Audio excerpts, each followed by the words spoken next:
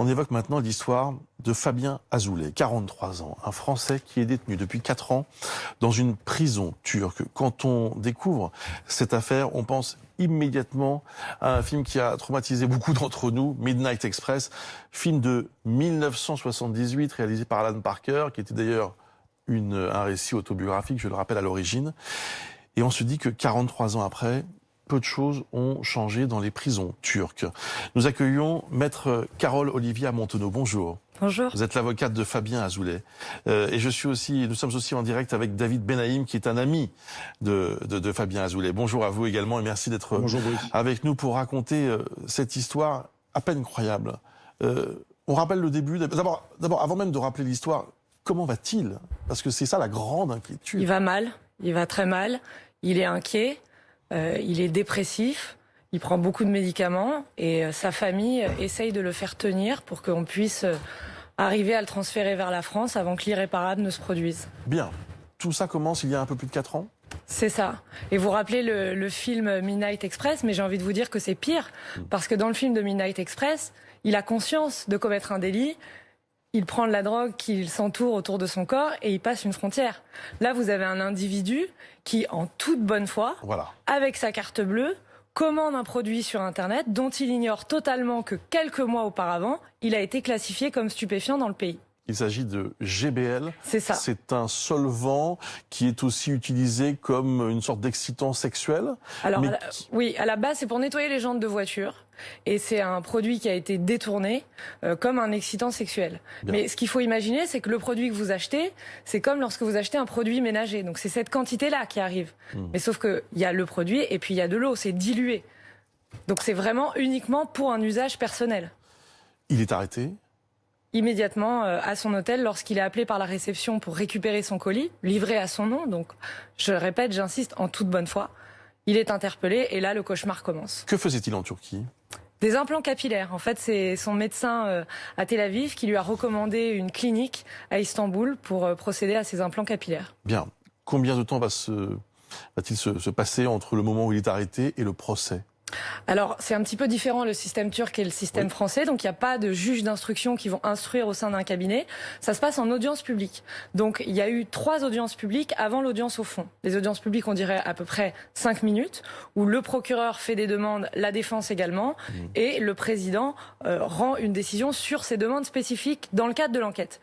Puis arrive le jour de l'audience finale, qui est le 27 février 2018. Et là, stupeur, le président qui avait instruit ce dossier depuis le début, on apprend qu'il a été incarcéré dans le cadre de la purge d'Erdogan. Et donc, on a un nouveau président d'audience qui ne connaît absolument rien du dossier et qui, dans le cadre d'une audience expéditive qui a duré 15 minutes, traduction comprise, va condamner Fabien Azoulay à une peine de 20 ans, qui va être réduite à 16 ans et 8 mois pour bonne conduite.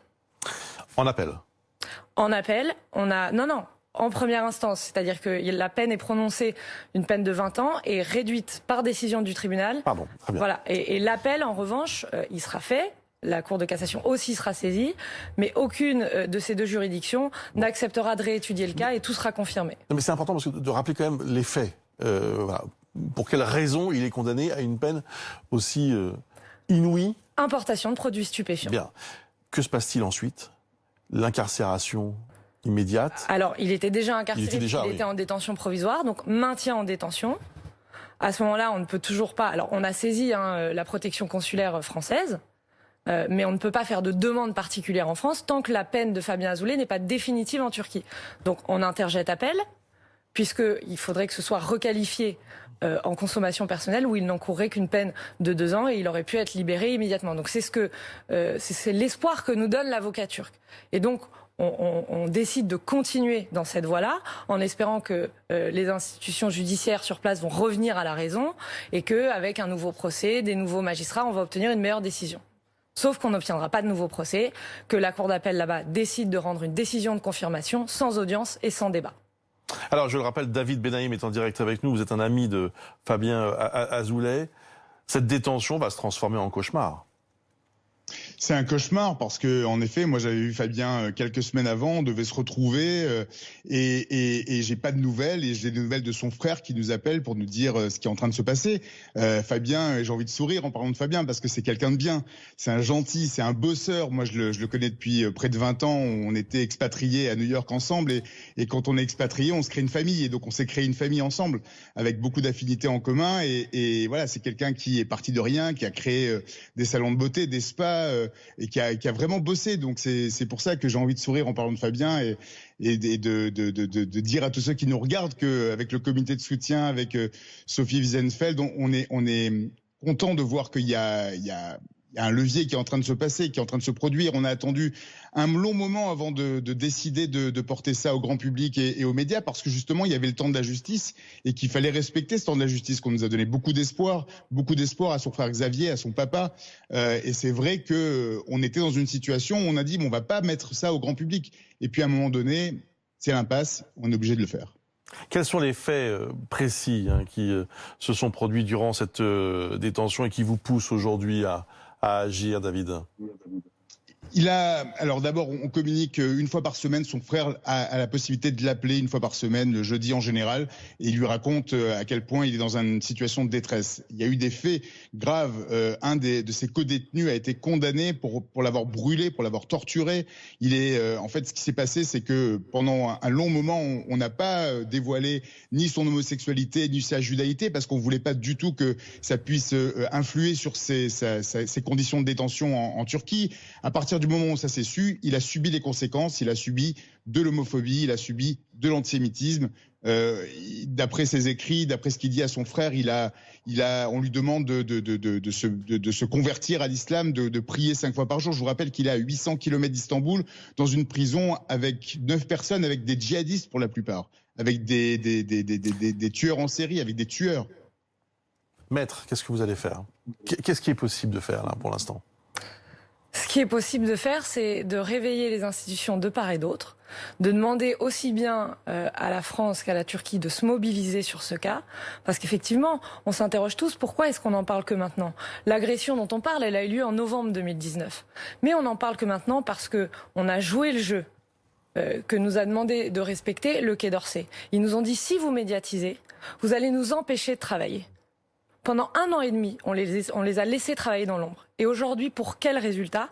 Je peux affirmer que depuis que Fabien a lancé sa demande de transfèrement en mai 2019, qui ne disent avoir reçu qu'en novembre 2019, rien n'a été fait. Alors, je blâme pas un côté plus que l'autre. Je vois bien que les relations sont compliquées. Alors justement, c'est ce que j'allais vous dire. Quand on voit les relations entre la France et la Turquie, on se dit qu'une mission de conciliation paraît compliqué. Il faudrait poser la question à monsieur l'ambassadeur Ali Onaner, qui a quand même pris ses fonctions il y a peu et qui a dit très clairement qu'il était pour un apaisement. Le cas de Fabien pourrait servir aussi à la Turquie à montrer cette volonté d'apaisement, et c'est pas non plus quelque chose qui me paraît totalement insurmontable et qui nécessiterait une implication au plus haut niveau. Je pense qu'on peut demander aux différentes institutions, aux différents ministères des Affaires étrangères de chaque pays de se mobiliser, de travailler main dans la main et de montrer qu'un apaisement est possible. J'ai sous les yeux des extraits de lettres que Fabien Azoulay a écrites, qui ont été recueillies par ses proches.